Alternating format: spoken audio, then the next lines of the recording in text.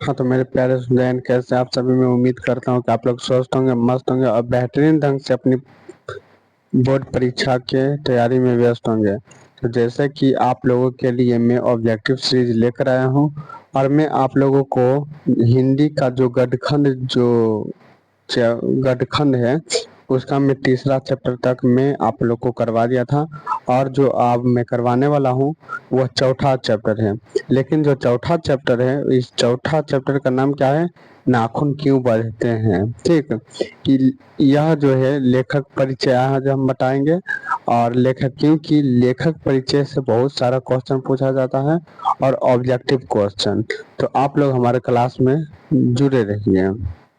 तो चलिए क्लास को स्टार्ट करते हैं। Bihar board class 10 Hindi chapter 4 नाखून क्यों बढ़ते हैं, वीवीआई ऑब्जेक्टिव क्वेश्चन। तो आपको पढ़ाने वाला कौन है? तो बाय सोहेल सर। तो चलिए आप लोग आगे आगे देखिए। तो आगे आगे पेज में आया है कि अगर आप लोग इस चैनल को सब्सक्राइब नहीं किए हैं तो इस चैनल को आप लोग सब्सक्राइब कीजिए और लाइक कीजिए और अपने दोस्तों के बीच में शेयर कीजिए। तो चलिए आप आगे चलिए, क्योंकि आप लोगों को सिर्फ रिवाइज करना है तो मैं स्पीड में आप लोग को खींचता हूँ ना। जैसे कि देखिए, गडखंड का जो चैप्टर 4 है ना, वो नाखून क्यों बढ़ते हैं। लेकिन जो नाखून क्यों बढ़ते हैं, यह कहानी नहीं है, यह एक निबंध है। निबंध आपसे पूछा जाएगा नाखून क्यों बढ़ते हैं। तो वह उसमें ऑप्शन रहेगा निबंध, कहानी। तो आप लोग को निबंध में ऑप्शन रहेगा तो आप लोग निबंध में टिक लगाइएगा। अभी भी आए ऑब्जेक्टिव क्वेश्चन। तो चलिए मैं आप लोग को स्टार्ट कर देता हूँ। तो चलिए आपके अगले पेज पर आ गया है लेखक परिचय। और आप लोग लेखक परिचय को तो घोर कर पी ही जाइए, क्योंकि लेखक परिचय से बहुत सारा क्वेश्चन पूछा जाता है। तो चलिए लेखक परिचय आप लोग जानिए। रचनाकार, जो यह नाखून क्यों बजते हैं, उसका रचनाकार कौन है? तो हजारी प्रसाद द्विवेदी है। जन्म 960 उत्तर प्रदेश के बलिया में, यानी जो हजारी प्रसाद द्विवेदी थे उसका जन्म 1960 ईस्वी में हुआ था। कहाँ पर हुआ था? तो उत्तर प्रदेश के बलिया में हुआ था। मृत्यु 1979 दिल्ली में हुआ था। यानी जो हजारी प्रसाद द्विवेदी है उसका जो मृत्यु यानी उसकी डेथ 1979 ईस्वी में दिल्ली में हो गया था। तो आप देखिए, आप लोग प्रमुख रचना कहने का मतलब, जो हजारी प्रसाद द्विवेदी जी ना बहुत सारा अपना अपना पर रचना लिखे थे, रचना पर। तो आप लोग को वही रचना, क्योंकि आप लोग से परीक्षा में पूछा जाएगा कि अशोक के फूल किसकी रचना है, तो आप लोग को बताना पड़ेगा कि हजारी प्रसाद द्विवेदी। तो आप लोग यहाँ पर देख ली, आप लोग को सिर्फ इतना इतना नहीं याद करना है। ऑब्जेक्टिव हम करवाएंगे ना, तो ऑब्जेक्टिव में जितना रहेगा ना आप उस ऑब्जेक्टिव को याद कर लीजिएगा, तो आपका बस सारा क्वेश्चन बन जाएगा। तो चलिए मैं प्रमुख रचना बताता हूँ। अशोक का फूल, विचार और वितरक वितरक सीरीज के फूल, एक कुत्ता एक मैना, सुर साहित्य सुर साहित्य, चारुचंद्र लेख, कूटज, विचार प्रवाह, लोक पर्व, प्राचीन भारत, कलात्मक कलात्मक और विनोद भी है हजारे प्रसाद द्विवेदी का। विनोद, सुर साहित्य, मध्यकालीन, का बोध का स्वरूप, नाथ संप्रदाय, कालिदास की लालित्य योजना, हिंदी साहित्य का आदिकाल, हिंदी साहित्य उद्भव और विकास, हिंदी साहित्य की भूमि, अन्ना दास का पोथा, वान भट्ट का आत्मकथा, पृथ्वीराज पृथ्वीराज रामसो, विश्व भारती भारतीय इत्यादि। यानी इतना आप लोग का हो गया है और आप लोग को बस इतना याद नहीं करना है, जितना ऑब्जेक्टिव में रहेगा आप लोग उतना याद कर लीजिएगा। और ये प्रमुख है, ये प्रमुख है। जैसे न आलोक पर्व पर जो आलोक पर्व लिखे थे ना रचना, आलोक पर्व पर साहित्य अकादमी पुरस्कार मिला था। अकादमी पुरस्कार मिला था। आप लोग को न परीक्षा में पूछा जाएगा कि हजारी प्रसाद द्विवेदी को अकादमी पुरस्कार किस रचना पर मिला था। तो आप लोग बताइएगा आलोक पर्व पर।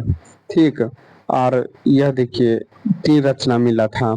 भारत सरकार द्वारा पद्म भूषण सम्मानित किया, मतलब भारत सरकार द्वारा पद्म भूषण सम्मानित किया गया। लखनऊ विश्वविद्यालय द्वारा डीलिट की उपाधि मिली। यानी लखनऊ विश्वविद्यालय में ना डीलिट की उपाधि हजारी प्रसाद द्विवेदी को मिला गया था। तो चलिए आप लोग को क्वेश्चन आ गया है, आप क्वेश्चन आप लोग फटाफट कीजिए। तो फर्स्ट नंबर क्वेश्चन में बोला जा रहा है नाखून का इतिहास किस पुस्तक में मिला है। यानी नाखून का इतिहास किस पुस्तक में मिला है। तो इसका हो जाएगा कामसूत्र यानी पहला का ए नंबर कामसूत्र। तो चलिए आप लोग दूसरा बताइए, दूसरा नंबर क्या है। दूसरा में बोला जा रहा है हजारी प्रसाद द्विवेदी ने डीलिट की उपाधि किस विश्वविद्यालय से प्राप्त की। तो आप लोग का 2 का करेक्ट आंसर हो जाएगा लखनऊ विश्वविद्यालय, लखनऊ विश्वविद्यालय। तो चलिए आप लोग तीसरा क्वेश्चन बताइए। तीसरा नंबर में क्या बोला जा रहा है। तीसरा नंबर में क्या बोला जा रहा है कहानी में चंद्रकार त्रिकोण दंतल वर्तालाकार आकृतियों का संबंध मान किस अंग से है। तो आप लोगों का तीसरा का करेक्ट आंसर हो जाएगा नख से, यानी नख मतलब नाखून से, नाखून से। तब चलिए चौथा नंबर क्वेश्चन बताइए। चौथा नंबर में क्या पूछा जा रहा है अलक्त। अलक्त का अर्थ क्या होता है। अलक्त का अर्थ क्या होता है। तो अलक्त का अर्थ होता है आलता, आलता। ओके। तो चलिए 5वां नंबर क्वेश्चन बताइए। 5वां नंबर क्वेश्चन में क्या बताया द्विवेदी जी को साहित्य अकादमी पुरस्कार किस रचना पर मिला था। तो आप लोग बताइए द्विवेदी जी को साहित्य अकादमी पुरस्कार किस रचना पर मिला था। तो यह आलोक पर्व पर मिला था। तो आप लोग चलिए 5वां नंबर, छठा नंबर बताइए। छठा नंबर में क्या बोला जा रहा है। छठा नंबर में बोला जा रहा है प्राचीन मानव का प्रमुख अस्त्र शस्त्र था। मतलब प्राचीन मतलब पहले के मानव का अस्त्र शस्त्र क्या था। तो पहले के मानव का अस्त्र शस्त्र नाखून था, नाखून था। तो चलिए आप लोग 7वां नंबर क्वेश्चन बताइए। 7वां नंबर में क्या बोला जा रहा है। 7वां नंबर में बोला जा रहा है आयरियो का पास था। मतलब आयरियो के पास में क्या था, आयरियो के पास में क्या था। 7वां नंबर क्वेश्चन आप लोग को हो जाएगा लोहे का अस्त्र भी था, घोड़े भी था, मिट्टी यानी कच्चा का घर था। तो आप लोग का करेक्ट डी आंसर हो जाएगा, यानी 7वां का डी आंसर। तो चलिए आप लोग 8वां नंबर क्वेश्चन बताइए। 8वां नंबर क्वेश्चन क्या बोला जा रहा है। 8वां नंबर क्वेश्चन बोला सब पुराने अच्छे नहीं होते और सब स्वयं नए खराब नहीं होते। मतलब सब पुराने अच्छे नहीं होते, सब नए खराब नहीं होते। किसने कहा, यह किसने कहा। यह जो कहने वाला है यह कालिदास, यानी 8वां का आपका बी नंबर करेक्ट आंसर। तो चलिए आप लोग नंबर क्वेश्चन बताइए। नंबर क्वेश्चन आप लोग बताइए नखधर मनुष्य आज किस पर भरोसा कर रहा है। नखधर मनुष्य आज किस पर भरोसा कर रहा है। तो आप लोग का 9 का करेक्ट आंसर हो जाएगा एटम बम, यानी नखधर मनुष्य आज एटम बम पर भरोसा कर रहा है। तो आप लोग चलिए 10वां का करेक्ट आंसर बताइए। 10वां का करेक्ट आंसर क्या बोला जा रहा है। 10वां का करेक्ट आंसर होता है मनुष्य की मनुष्यता यही है कि वह सबसे दुख सुख को महा महानुभूति के साथ देखता है। यह तथ्य किसका है? तो यह तथ्य गौतम बुद्ध का है। यह तथ्य गौतम बुद्ध का है, यानी 10 का बी नंबर करेक्ट आंसर। तो आप लोग चलिए 11 का बताइए। 11 का क्या है? 11 का बोला जा रहा है नाखून क्यों बढ़ते हैं के निबंधकार कौन है? नाखून क्यों बढ़ते हैं? नाखून क्यों बढ़ते हैं तो इसका निबंधकार मतलब इसके लेखक कौन है? तो ये आर्य हजारी प्रसाद द्विवेदी, यानी 11 का डी नंबर करेक्ट आंसर। तो चलिए आप लोग 12 का बताइए। 12 का क्या बोला जा रहा है? 12 का बोला जा रहा है आर्य हजारा प्रसाद द्विवेदी जी का साहित्य की किस विधा में लेखन नहीं है? तो आप लोग बताइए जो हजारे प्रसाद द्विवेदी है उसका किस विधा में लेखन नहीं है? तो आप लोग का 12 का क्वेश्चन, यानी इसका जो आलोचना था ही, उपासना उपन्यास था ही, निबंध था ही, लेकिन कहानी नहीं था, तो इसलिए 12 का सी नंबर। तो चलिए 13 नंबर बताइए। 13 नंबर में क्या बोला जा रहा है? 13 नंबर में बोला जा रहा है कौन सी रचना हजारी प्रसाद द्विवेदी की नहीं है? तो हजारी प्रसाद द्विवेदी की कौन सी रचना नहीं है? तो आप लोग बताइए 13 का करेक्ट आंसर क्या हो जाएगा? 13 का करेक्ट आंसर आपका हो जाएगा माटी की मूर्ति। माटी की मूर्ति हजारी प्रसाद द्विवेदी का नहीं था। तो चलिए आप लोग 14 का बताइए। आप लोग 14 का बताइए। 14 का आप लोग बताइए। तो लोग 14 का बताइए। 14 में क्या बोला जा रहा है? 14 का क्या बोला जा रहा है? द्विवेदी जी ने निर्जल अपराधी किसे कहा? तो द्विवेदी जी ने निर्जल अपराधी नाखून को कहा। तो चलिए आप लोग 15 नंबर क्वेश्चन बताए। 15 नंबर में क्या बोला जा रहा है? 15 नंबर में बोला जा रहा है 15 नंबर में बोला जा रहा है कामसूत्र किसकी रचना है? कामसूत्र किसकी रचना है? तो कामसूत्र जो रचना है वह वात्स्यायन की रचना है। वात्स्यायन की रचना है। ओके, वात्स्यायन की। तो चलिए आप लोग 16 का बताए। 16 का क्या बोला जा रहा है? 16 का बोला जा रहा है 16 का शिक्षक का अर्थ क्या है? शिक्षक का अर्थ क्या है? तो शिक्षक का अर्थ मोम है, यानी 16 का डी नंबर ऑप्शन सही होगा। तो चलिए 17 का बताइए। 17 का क्या है? तो 17 का महाभारत क्या है? महाभारत क्या है? तो महाभारत क्या है? 17 का करेक्ट आंसर महाभारत एक पुराण है। महाभारत एक पुराण है। तो 18 नंबर क्वेश्चन आप लोग बताइए। 18 नंबर में क्या पूछा है? हजारे प्रसाद द्विवेदी द्वारा रचित पाठ है। तो जो कौन है, मतलब हजारे प्रसाद द्विवेदी का कौन सा पाठ है? तो नाखून क्यों बढ़ते हैं, यानी 18 का ए नंबर। तो चलिए आप लोग 19 का बताइए। 19 का क्या बोला जा रहा है? 19 का बोला जा रहा है ललित निबंध है। तो ललित निबंध क्या है? ललित निबंध एक नाखून क्यों बढ़ते हैं। ललित निबंध क्या है? तो नाखून क्यों बढ़ते हैं, यानी आपका 19 का बी नंबर ऑप्शन हो जाएगा। तो चलिए आप लोग 20 का बोलिए करेक्ट आंसर। 20 का क्या बोला जा रहा है? 20 का बोले तो पुराने को मोह सब समय बांधनीय ही नहीं होती लेखक की पंक्ति है। तो यह किस लेखक की पंक्ति है? तो हजारे प्रसाद द्विवेदी की, यानी 20 का आपका सी नंबर ऑप्शन, यानी 20 का आपका सी नंबर करेक्ट आंसर होगा। तो चलिए आप लोग 21 का बताइए। 21 में बोला जा रहा है 21 में आप लोग का बोला जा रहा है कि प्राचीन काल में दक्षिण भारत के लोग कैसा नाखून रखते हैं। तो इसका प्राचीन में दक्षिण भारत के लोग छोटे छोटे नाखून पसंद करते हैं, यानी 21 का ए नंबर करेक्ट आंसर।